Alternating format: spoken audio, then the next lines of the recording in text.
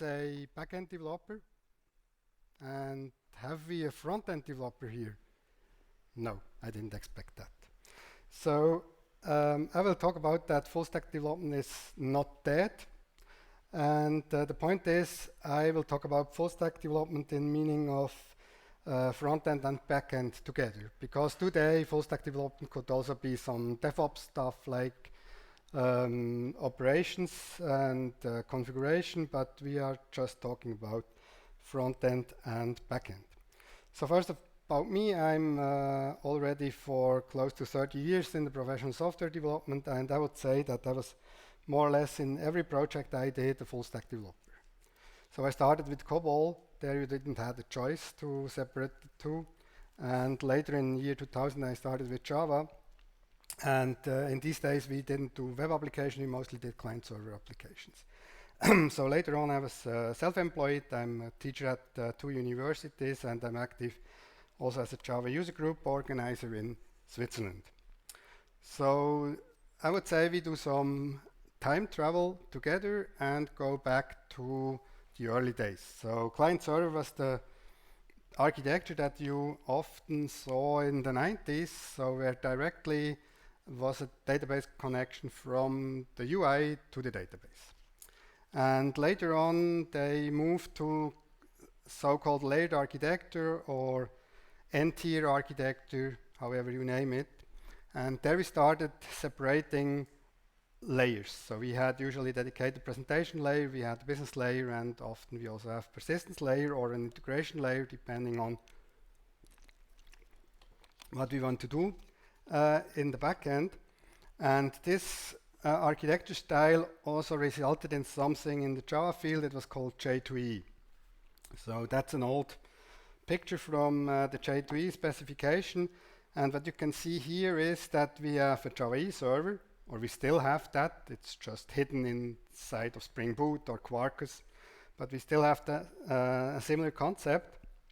And we had initially also an application client container. That means when we build client-server applications, for example, with Swing or later on with SWT or Eclipse RCP, we had the possibility to access the server. So EJB remoting was popular in these days, but we also had something else in the web browser, and there are 2 technologies, servlets and JSPs. That means Java server pages, and even servlets are still the base of most frameworks you will find in the Java field.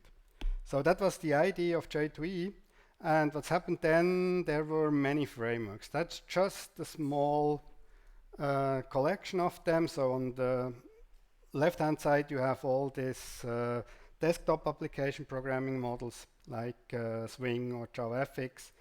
And on the right-hand side, you have all the web frameworks. That's Struts was one of the first that we had. Then we had JSF as a standard in Java EE. It still exists. It's still maintained, by the way, but it's no longer as popular as other frameworks. And then we have kind of frameworks, or not frameworks, like Thymeleaf is not a framework. Thymeleaf is just a template engine that runs on top, like Spring Boot MVC, for example. And on the bottom, we have another framework, that's Vaadin. Vaadin is already like 20 years old, and it has a completely different concept than all the other frameworks here. But I stopped putting logos here on the slide because otherwise they will be too small. And someone once said, you will not be a decent web developer if you haven't developed your own web application framework. So that leads me to what we do today often, and that's why it's called history repeats. We do not web development. What we do is client-server development. That means we have a dedicated server with an API. That's usually something that you, if you've been to the talk before, like a REST API or something RESTful, or something not REST but HTTP, whatever. And on the client side, you have usually one of these frameworks. There are many more, but these are probably the most popular, means Angular, React, or Vue. In Switzerland, most of the companies are using Angular, but React probably has more new projects currently. But the point is that you have a few problems if you do that. First of all, who of you is a Java developer? Who is a JavaScript developer? Some of them. So the JavaScript developer might be fine with this, but the Java developers might have a problem, right? And we have some issues with these so-called single-page applications. So first of all, I would go to the middle, and the first question that arises is how do we call this API? So how do we do that? I mean, I was talking about EJB remoting. Who remembers EJB remoting or Java remote method invocation? That was a great thing, right? Why was it a great thing? Because you had the same interface on the server as on the client, and you didn't have to care about remote communication. It has some flaws and some problems, but however, it was, from a developer perspective, it was very handy to use Java remote invocation. But now we have this kind of RESTful services. These are not even remote methods, these are resources. So you have to think in resources, but you probably would think about calling a method called calculate price, for example. So you have to put that in some way inside this RESTful stuff. That's one thing. But the other thing is, how do we handle that in the client? So what do we do? Now we have an API, someone has to write the client, he has to inspect the API and write the code. I know there are a lot of people that are generating client access code from Swagger or OpenAPI documentation these days, but that's relatively new. So in the beginning that didn't exist, so everybody was creating their own client-server communication stuff there. That's one problem. The other problem that we often have is validation. Because if you have client-server application, you cannot trust the client, right? So you have to do the validation on the client side, you have to do the validation on the server side, and who can guarantee that the same validation runs on both sides? So that means you can have an issue or a problem on the server validation or on the client validation, and you may not notice it at all. So you have to test both of these validation logic. And finally, you have completely different ecosystem. So you cannot use Maven or Gradle on the client side. So you have to learn NPM, you have to learn that it's not safe to use version ranges, for example, and stuff. But we know that's not safe. We are Maven or Gradle users, so that's an issue. But we have to learn something new, and the problem is also that on the client side, maybe the concepts and the ideas how we do stuff may change more often than on the server, because the server technology is much older and mature than on the client side, probably. So based on these three problems, I created a selection of my favorite web application frameworks. So that's just my opinion, and I call them FullStack web app frameworks for Java developers because they help Java developers doing full stack development and get rid of probably all of this problem that we have on this slide here. So the three ones that I have picked are Thymeleaf with htmx. Who knows what htmx is? htmx is quite popular, we will see it in a minute, and it tries to add some dynamic stuff to your HTML page without using JavaScript. So htmx is using JavaScript for sure, but you don't have to use htmx, you can just enhance your HTML and add some tags, and then you have like a dynamic behavior. We will see that in the demo as well. Then we have Vaadin in the middle. That's probably the oldest framework on this page. And then we have Hilla. Hilla is also from the company building Vaadin. And it's a relatively new framework, and it solves exactly the problems that I've shown you, but in terms of a single page application technology or architecture. So if we start with Hilla you can create your client code either with lit, that's before we had Polymer to build web components, and then Google said, no, we don't maintain that anymore, and created something new that's called lit. And we have also added lately React support. So you can use one of these frameworks, but you see that's not so for Java developers. So it's for Java developers because TypeScript, for both you may probably use TypeScript. TypeScript feels a bit like Java, but it's not the same. But the point here is you don't have the problems about remote communication, and you don't have to care about the build. Because Hilla, first of all, doesn't talk about the REST APIs. It talks about endpoints, and endpoints are more RPC style. So it's like a remote procedure call and not a REST call in terms of REST controller in Spring. And on the other hand, we will also have the same validation on the client and the server, because Hilla introspects the classes that are used in the endpoints, and if there are bean validation, he will generate the validation code that will also run then later on the client. And because we build kind of a self-contained system, so we create an executable jar that will also contain the JavaScript code, and we also have the build integrated, so you just use main or Gradle, but you will also have an npm build behind the scene that is executed by the plugin from Hilla, so you will not see that at all. So you don't have to care about that. That's a relatively good thing, because you really don't have to know how npm finally works. Then we switch to Thymeleaf, because it's easier to explain. Thymeleaf is just a template engine. So you can bind objects from a model to your HTML page, and this is fully server-side rendering, means you get back generated HTML page from the request. You have a controller, so if you use Spring usually, then this works like that. We could also exchange that with JSF, which is similar, but JSF is much more complicated because it has a life cycle and it adds some more functionality, and so that's maybe the same. Or you could put here PHP, it doesn't really matter what technology you have there. And in the middle, Vaadin, that's quite a special framework, because it runs like a single page application at runtime, but you do all the UI programming in Java. And that means, and that's also why there are arrows in both directions, you have a communication between client and server in terms of exchanging the state between the client and the server thing, but like the object or the UI model and the UI component tree will be on the server, and if you change that, it will be sent to the browser, and the browser will then, or Vaadin Flow will then re-render the DOM, and if you click some, or the user clicks somewhere, you will get the click event on the server side. So we will see that in a minute how that works. Now the good thing about all of these is you can use the business logic directly. So even with the endpoints, you don't have to care about serialization in JSON or XML or whatever format you need. You don't have to care, because it's not your job to do that. And also with Vaadin, you directly access that, and for sure, if you use Thymeleaf with the controller, you have access to the Spring beans. So this is my choice.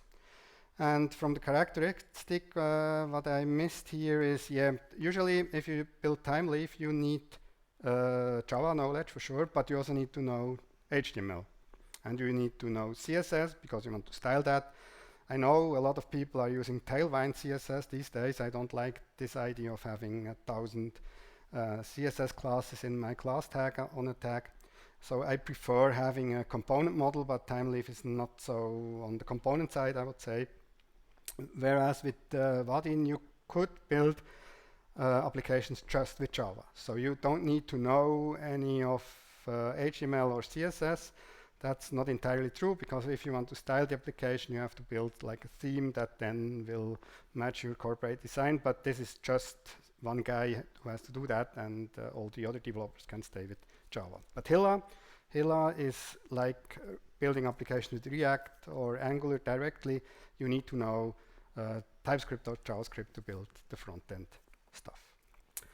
Now, usually you don't have an API with Thymeleaf, but if you want to use htmx, and we will see that how this works, you will need kind of an API that htmx can execute server-side code. And with Hilla, you have these endpoints I already talked about. And for me, as a business component developer, the biggest advantage of using Vaadin and Hilla is I have rich web components. So web components is a standard. For example, Chrome and Firefox are completely built from web components these days, and you have many of them. You have some from Vaadin.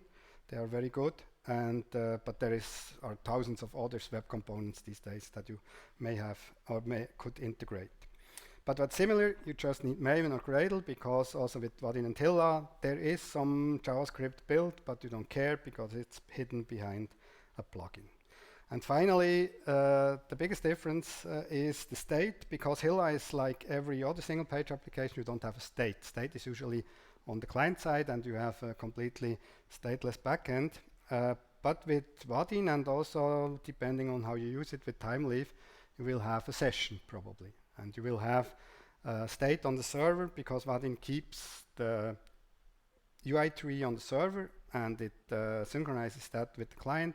But also with Thymeleaf, if you use a session, for example, for security or for caching things, then you also will have state. That depends a bit on the type of application you're building. Usually this is not an issue. So what I do for my clients, I have clients from very small companies to big companies, but usually full stack development is done in either small applications or applications with a lot of UI. So I'm also working for companies that are doing ERP system, and an ERP system usually has thousands of database tables, hundreds of forms, but very, very little group of users that are using the application. So state is in that type of applications not an issue, because you don't have to scale horizontally usually these kind of applications. So, but I talked a lot about how this works. Now we should have a look at how this looks like. And I would say we start with Vaadin, because this is probably the framework a lot of people haven't seen ever. Or who has used Vaadin already in a while? So Vaadin changed, because maybe if you have used Vaadin 10 years ago, you think that Vaadin is based on GWT. That's no longer the case. Vaadin has a completely new architecture. Like 4 or 5 years ago, it was changed, and so you have this web component ID. So here we have, by the way, the application. It looks like that. So we have a Hello World application. I can say here JCon, and the application says Hello JCon. By the way, I did the same for Hilla and Thymeleaf. Thymeleaf just looks different because this is Bootstrap. I couldn't use the web components in Thymeleaf, but also here I can say JCon, and this will be displayed here. But you will see that in a minute. Let's go back to Hilla. So this Hello World example that I've just shown you with Vaadin looks like that. So if you ever did some UI programming with Swing, Eclipse RCP, JavaFX, this looks familiar. Or if you're a C# developer doing WinForms or something like that, that's the same. So you really have components here, a text field and a button. The button has like a click listener here as this lambda. And if you're a Java developer, you will start in a few seconds with Vaadin, because it's really familiar for a Java developer. You don't have to care about web development, because you even don't really do web development, you do application development like we did 20 years ago, right? So we built business applications, or such applications that we see here with this framework. And the other view that I created as a showcase is so-called master detail. So we have a table. By the way, this table, maybe you see it if I scroll here, it reloads dynamically. So I have paging integrated, I have sorting, and on the right-hand side I have text fields and also date picker to edit the data. So this means that it's exactly what I need if I build like a business application that uses a database, right? So that's typical use case for this kind of code. And even here, it's very easy to use that, because we have all these components in Java. That means I can, for example, if we look here, the master detail view, I have, where I am, I have a grid that is of type person, for example, and then I can add columns here. I can configure them. I can say it should be sortable or not. Here I use the property name. By the way, that's because this example is generated. There is a page where you can start with Vaadin. I wouldn't do that, because if I change the last name in the person class, then probably my application do not run. So I can also use method references in lambdas to do that. That would be probably better. And I also could use lit directly, because Vaadin under the hood or the web components are using lit to do the web components, and then I could use these components here as well. And then we have a select listener, and then somehow the form is populated. Here we have the form, and there is a binder. Where do I have it? Let's see. Oops, where I can bind the text fields.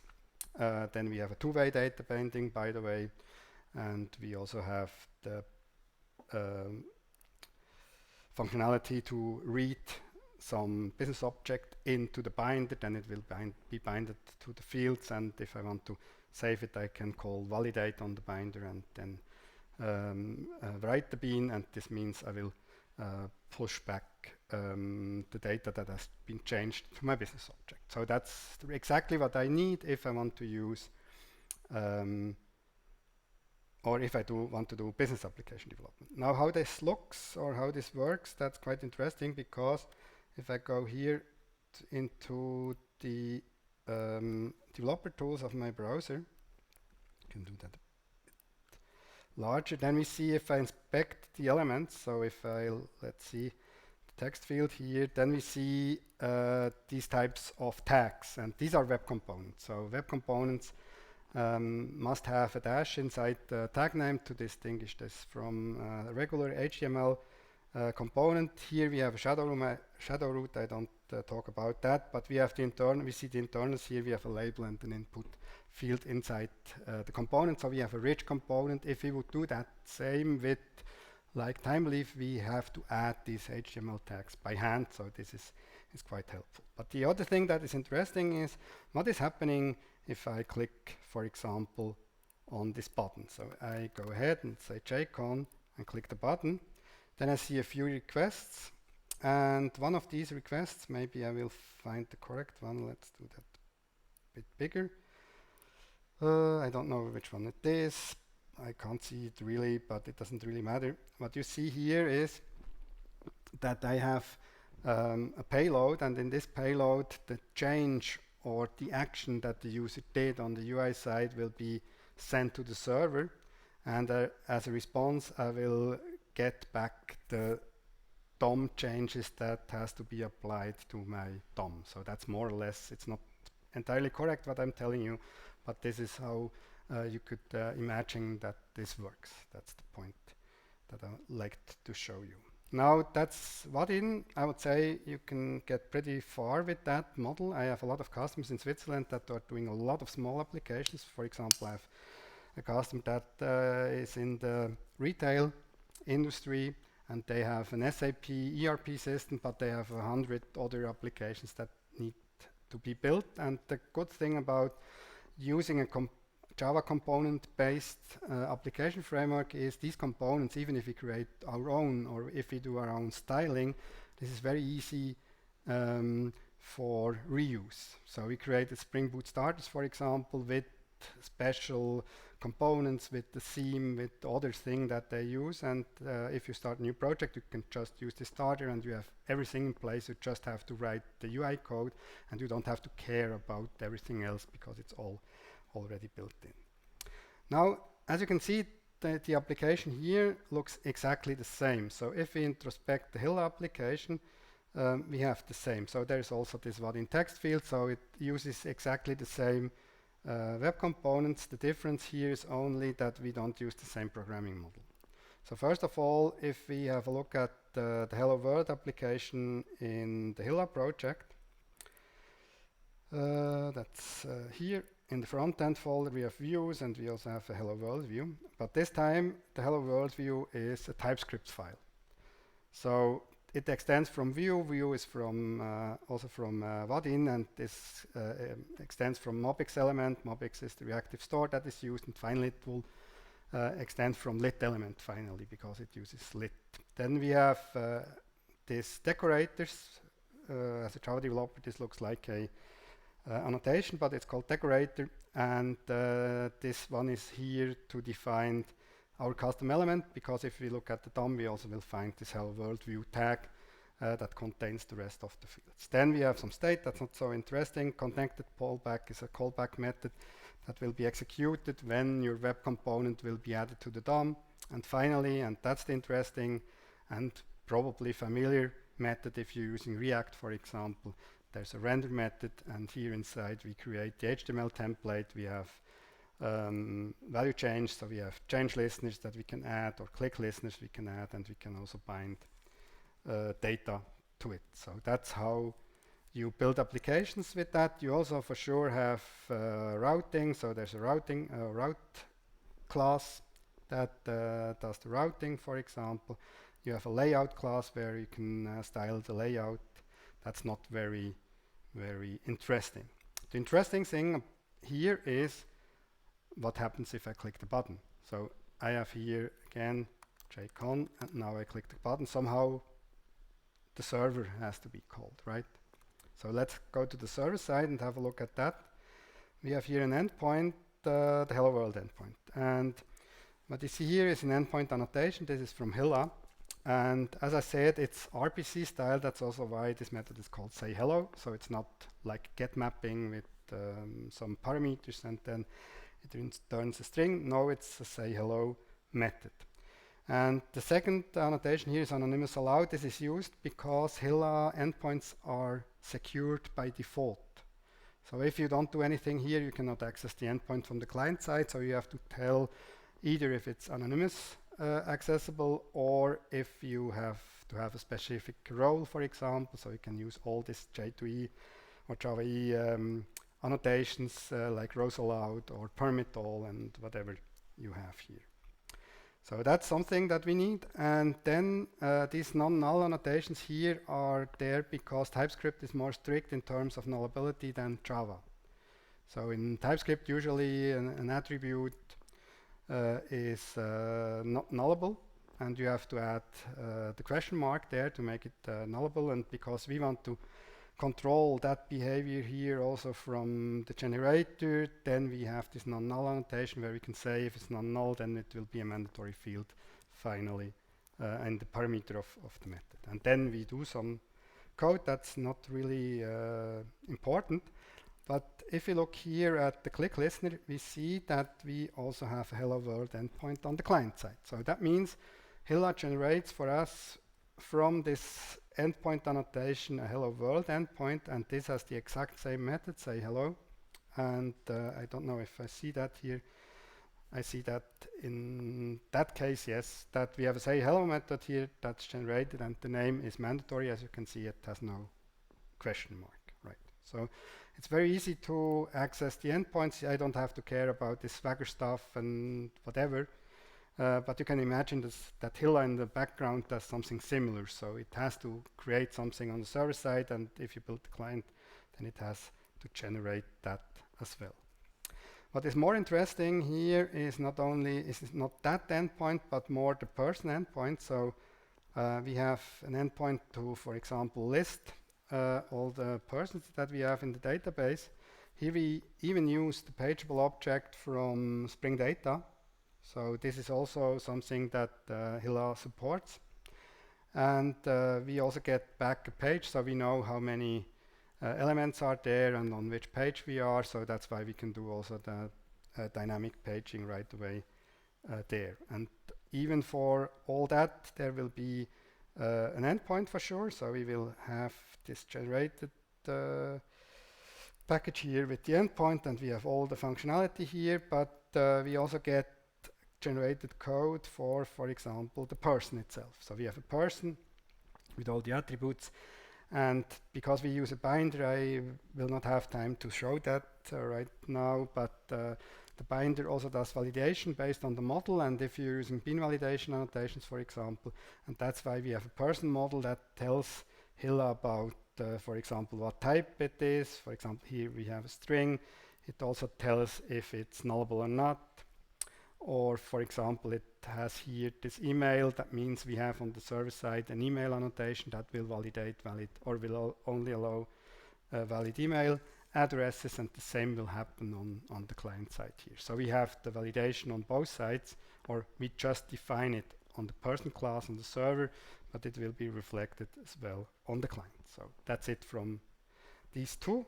And in the last 5 minutes, I like to show you also Thymeleaf, because maybe if you looked at what's happening and make this a bit better, and now I will hit the say hello button, and what you should look is at the address bar if there changes something, because if I click here, nothing happens, right?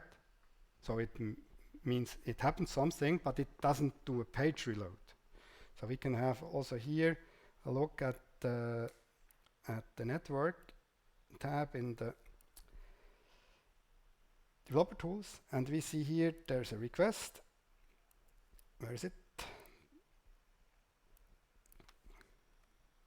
Here, and it calls a greet request. But interesting, we already see here in the response is just a diff. So the response is just the green thing here below that. So how could this happen? The other thing that we also have here is we have a grid. So it doesn't have an editor because I didn't have time to do that.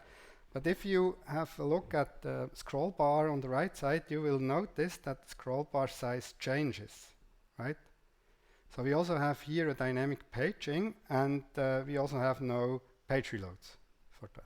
And that's what htmx does. And the htmx Thymeleaf example looks like that. So if we have a look at the Hello World template, for example, we see here a regular Thymeleaf template. That's no surprise. But we see in the form tag some hx attributes. And these hx attributes are from htmx. And that means that if I submit the form, for example, then the post will call a greet endpoint. And then I have to tell what should happen with the response of this greet call. I can say this is the target, and the greeting target is below here. So we see that we don't see that right away because it's in a fragment here in Thymeleaf, but it will just replace that one. And this all happens with htmx. htmx has just, let's see if I can show that.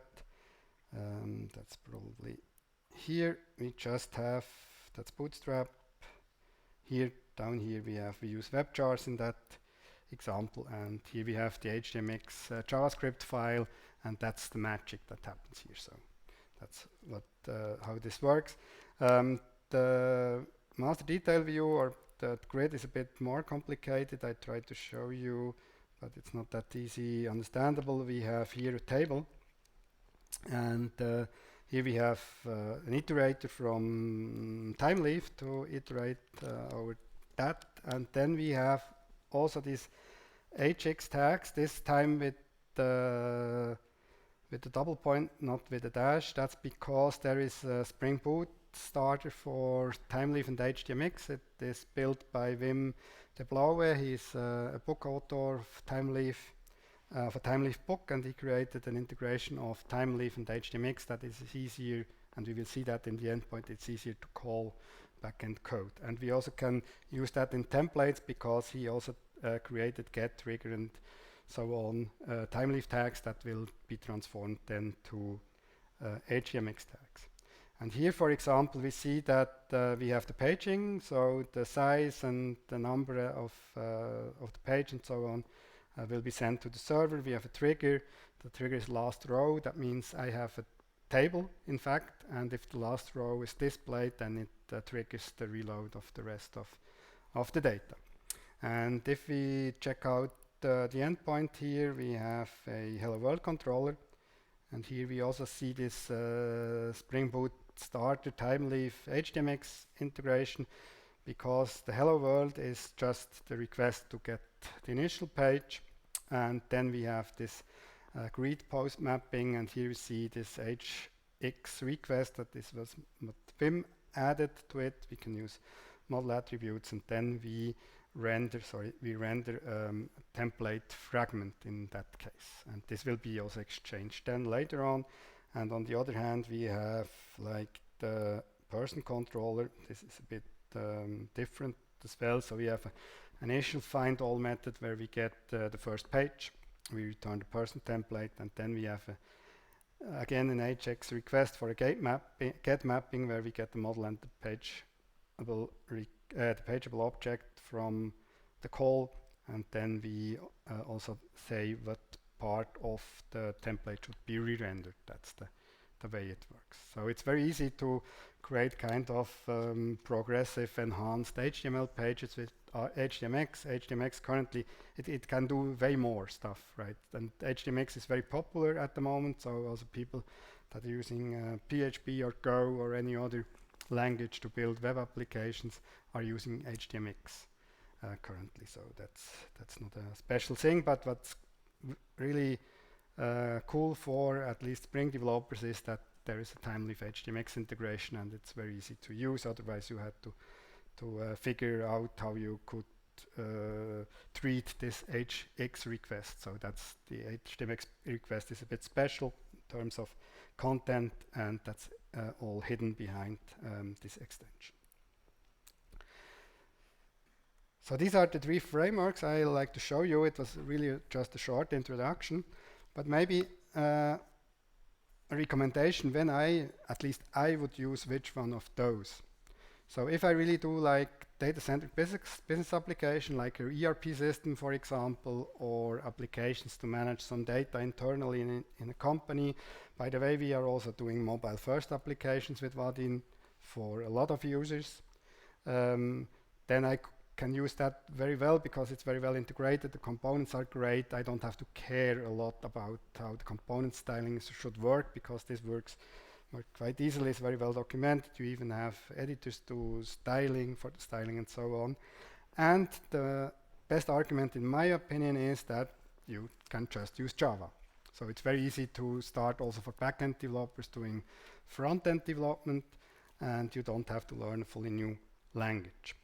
Then Hilla I would probably use when I have a lot of client interaction. So I could use client APIs from the browser, even from Vaadin. I even can execute JavaScript code from the server to the client, but that's probably not what I want to do. So if I want to have like an offline capable application that heavily uses APIs that are inside the browser, then maybe Hilla is a good thing. But also if you already have front-end developers or full-stack developers that know React, for example, then you can use that, and you will have the benefit of the validation and of the endpoints. That is much easier to integrate than if you do that separately. And finally, Thymeleaf or any other server-side rendering I would use if I want to have full control over the HTML, if this is important for some reason. And also if you want to take advantage of server-side rendering like search engine optimization, you don't want to have JavaScript code, so then you would just remove the htmx code and just do really plain server-side rendering. And even if you have more or less static sites that are generated, maybe, then you can benefit from a cache on maybe the reverse proxy layer or something, and it may improve your overall performance, but then you are more like on a web page and less in a really business application with that approach. Yeah, that's it from my side. By the way, you can get the code on GitHub ch FullStack is dead. That's probably the wrong title. It should be FullStack is alive. And you can check out the code there. You can also get in touch with me for sure. And yeah, I'm open for questions. Yes.